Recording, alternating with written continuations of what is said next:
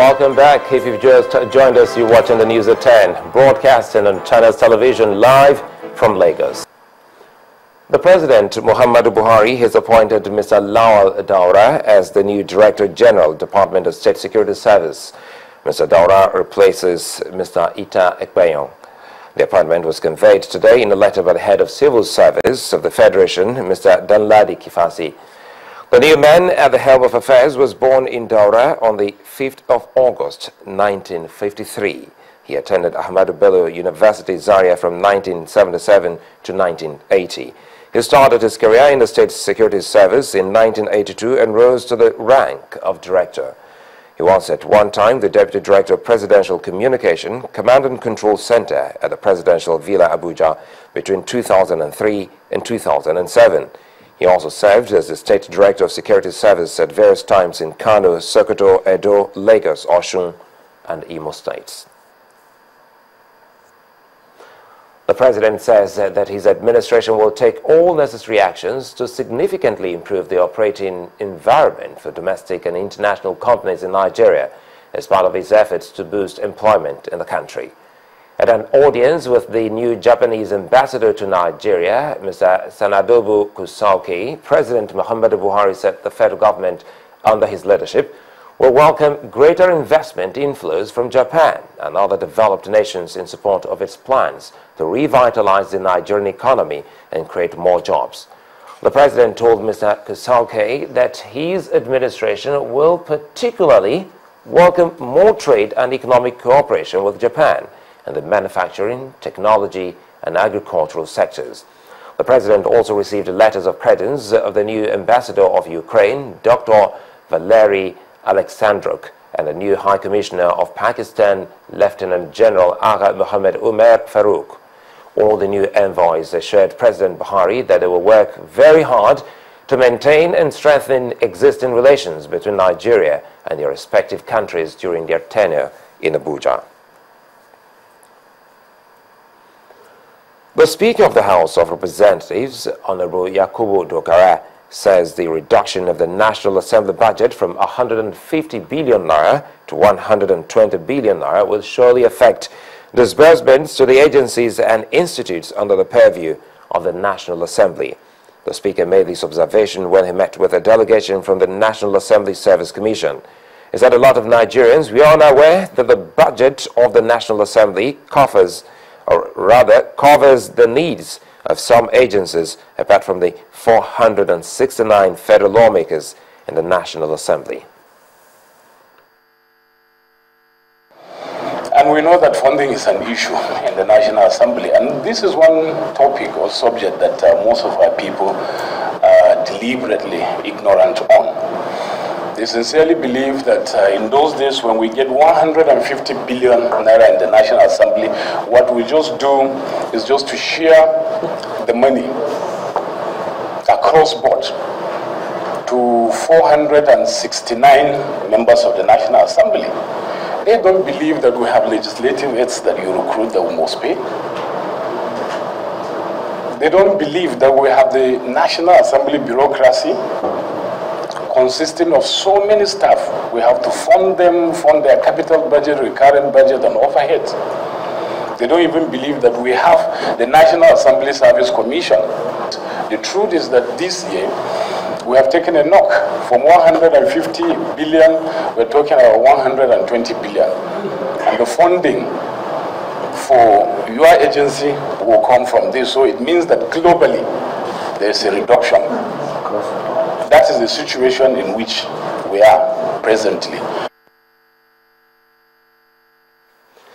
Some commercial vehicle drivers in Abuja have protested against alleged harassment and extortions by officials of the Vehicle Inspection Office, VIO, which they say has led to accidents and death of their members. According to the protesters, a joint task force supervised by the VIO ambush and extort money from drivers at will, even when no traffic offense were broken. But the director of FCT Inspection Office, Mr. Danjuma Garba, has denied the allegations, saying his officers carry out their duties professionally.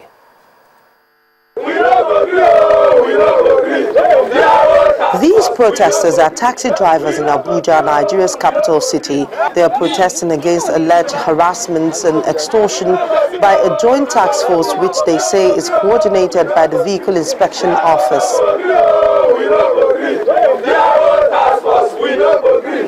According to these protesters, the task force ambush and extort money from drivers, which has led to crashes and death of members in the past.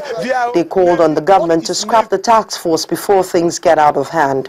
They will wear mufti like a passenger and wave you. They might say area 1 or anywhere. When you stop to pick them, they will enter your vehicle and say you are under arrest, that this is an illegal parking. Meanwhile, they were the ones that stopped you. Before you know, he will call their towing van and other staffs. They will come and impound your vehicle. When they take your vehicle away, they will say you pay 25,000, sometimes 15,000, and those money, they don't give you receipt for that. One of our members was killed at Bega. It's not proper now. Something should be done. So see the inscription here. We are ready for them. That is mine. I wrote this, that we are ready for them. If government refuses to do anything, we are going to take it upon ourselves. They are on the road now. We are the ones driving. There's a place called Road Shoulder.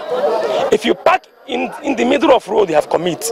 Anybody can arrest you there. But we park after Road Shoulder. We park in a parking space. VIO will say come there. But the director of the Abuja Vehicle Inspection Office has refuted the allegations. He says his men carry out their duty professionally. We are a very responsible institution and will not go into anything that will lead to a crash. We are to prevent crash.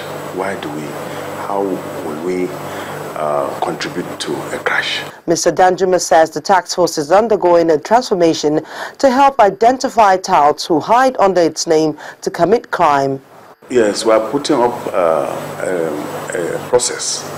One, we are reorganizing, rejigging the task force to make sure that they can be properly identified in the process of their operations, issuing them ID cards, and we will decide their mode of dressing in the process of doing the exercise. So we are looking inwards. Although Abuja is a carefully planned city with traffic lights, controlling traffic and maintaining order amongst drivers has often pitched law enforcement officials against commercial vehicle drivers. The Lagos State government has denied the allegation that a section of Ladipo automobile spare parts market in Mushin local government area had been demolished. The executive secretary of the council, Mr. Jide Bello, told journalists that the local government decided to redevelop the market to fit into the mega-city plans of the state. Our correspondent, Kevin Obetin, reports. Traders at the popular automobile spare parts market in Ladipo bringing out their goods through the roof of their shops.